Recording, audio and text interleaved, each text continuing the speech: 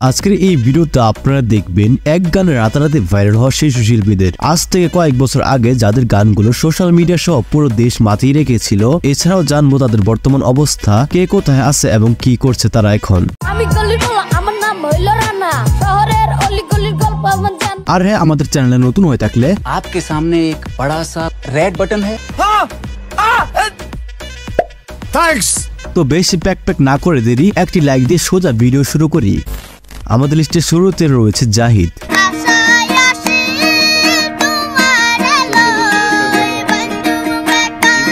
কক্সবাজারের সৈকত শিল্পী জাহিদ ইউটিউবের কল্যাণে যার জীবন বদলে গিয়েছে। ইউটিউব বললে ভুল হবে, কেননা 2015 কিংবা 16 সালের দিকে ইউটিউব বা স্মার্টফোন ছিল না সবার হাতে হাতে।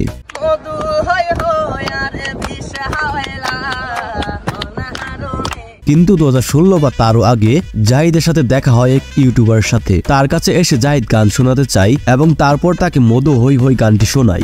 ভাইয়া একটা গান শোনাই।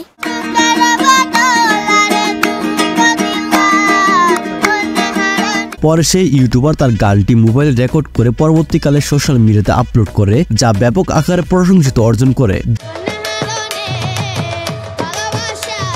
জাহিদ মূলত কক্সবাজারে আসা পর্যটকদের গান শোনাতো এবং তারা খুশি হয়ে যা দিত তাই নিত জাহিদ। খুশি হয়ে কিছু বকশিশ দিত, আমি সেগুলো নিয়ে গিয়ে আম্মুকে দিতাম। তারপর জাহিদকে আর পিছনে ফের তাকাতে হয়নি, একের পর এক অনুষ্ঠানের আমন্ত্রণ আসতেই রইল। এরপর 2022 সালে কোরেগট ব্র্যান্ডের তাসরিফ খান তার সাথে দেখা করে এবং একটি গানও করে।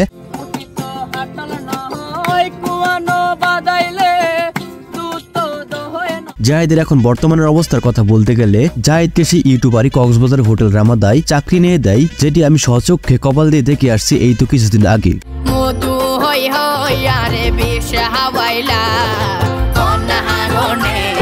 এরপর রয়েছে 2021 সালে এক গানের রাতারাতি ভাইরাল হওয়া আরেক জনপ্রিয় শিশু শিল্পী। আসলে তার নাম শুনে না চিনলেও তার এই গানটি শুনলে আপনারা ঠিকই চিনবেন।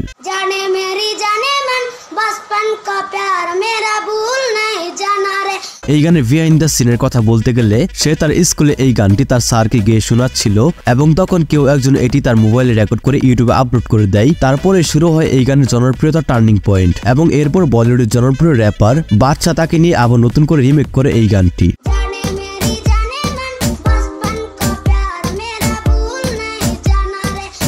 যেটিতে বর্তমানে ভিউ রয়েছে 500 মিলিয়নের উপরে। এছাড়াও তাকে নিয়ে অনেক বড় বড় সিঙ্গাররা এবং ইউটিউবাররা ভিডিও তৈরি করেছে। এতে সে সময় মোটামুটি আর্থিক সহযোগিতা পেলেও বর্তমানে তার কি অবস্থা সেটা এখনো জানা যায়নি।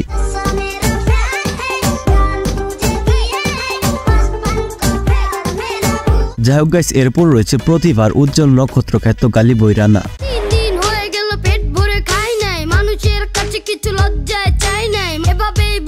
হিপ হপ বা র্যাপ গানের এক নতুন বিষয় বলিউড সিনেমা গালিবই আদলের এক প্রতিভার নাম রানা। যখন রানার বয়সটা ছিল 10, সে সময় নিজের কষ্টের জীবন কাহিনীর একটি গান গেয়ে তুমুল আলোচনায় আসে রানা। শিল্পী হিসেবে এই সুবিধা বঞ্চিত রানাকে খুঁজে পাওয়ার গল্পটাও বেশ মজার।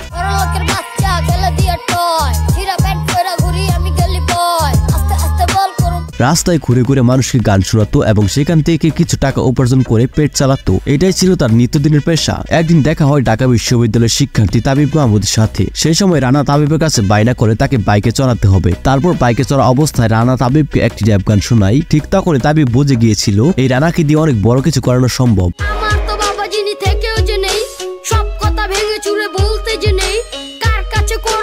এরপরে তাবিব মাহমুদের হাত ধরে মিউজিক ইন্ডাস্ট্রিতে উঠে আসে গালিবই রানা। এরপরে একের পর এক হিট গান দিয়ে অল্প সময় মানুষের মনে ব্যাপক আকারে জায়গা করে নিয়েছে রানা এবং তাবিব মাহমুদ। 5 লাখ কোটি থেকে 500 কোটি দাও, 300 কোটি দিয়ে স্কুল গড়ে দাও, 200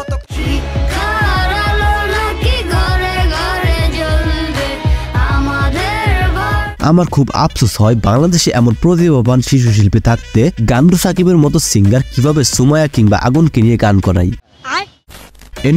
এরপর রয়েছে ইন্ডিয়ান আরো একজন জনপ্রিয় শিশু শিল্পী জিগার ঠাকুর। ওই যারা নাম শুনে চিন্তাছেন না তারা এই গানটি শুনুন।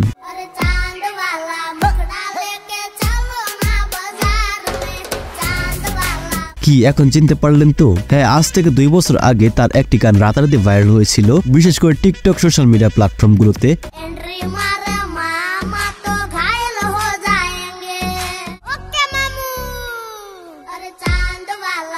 জিগার ঠাকুরের বাবার খুব ইচ্ছে ছিল সে একজন শিল্পী হবে, কিন্তু কোনো এক সমস্যার কারণে সে হতে পারেনি। তাই তার ছেলে অর্থাৎ জিগারকে জনপ্রিয় শিল্পী বানানোর প্রবল ইচ্ছা ছিল তার বাবার।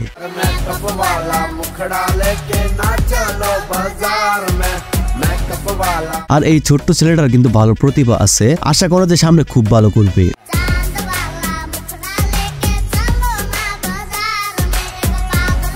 এরপর রয়েছে সৌরভ ইসলাম।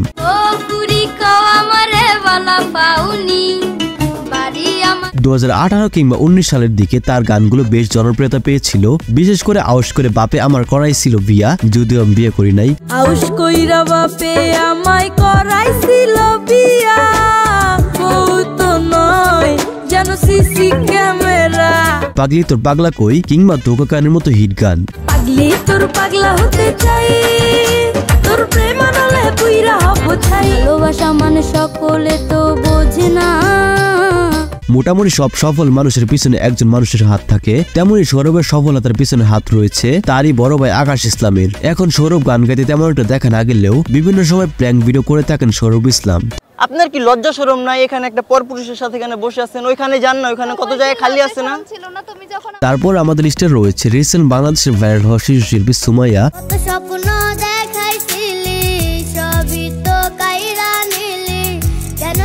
তার শুরু থেকে শেষ পর্যন্ত কাহিনী আপনারা তো মোটামুটি সবাই জানেন। এক সময় পথে পথে ভিক্ষা করতো এই সুমাইয়া, কিন্তু হঠাৎ দেখা হয় আজিম ব্লগার নামে এক ইউটিউবারের সাথে। তারপর তার খালি গলায় একটি গান রেকর্ড করে সেটি সোশ্যাল মিডিয়াতে আপলোড করার পর রাতারাতি খ্যাতি অর্জন করে সুমাইয়া, এবং পরবর্তীকালে গান্ডু সাকিব অর্থাৎ গগন সাকিব তাকে নিয়ে অফিসিয়াল একটি মিউজিক ভিডিও তৈরি করেন।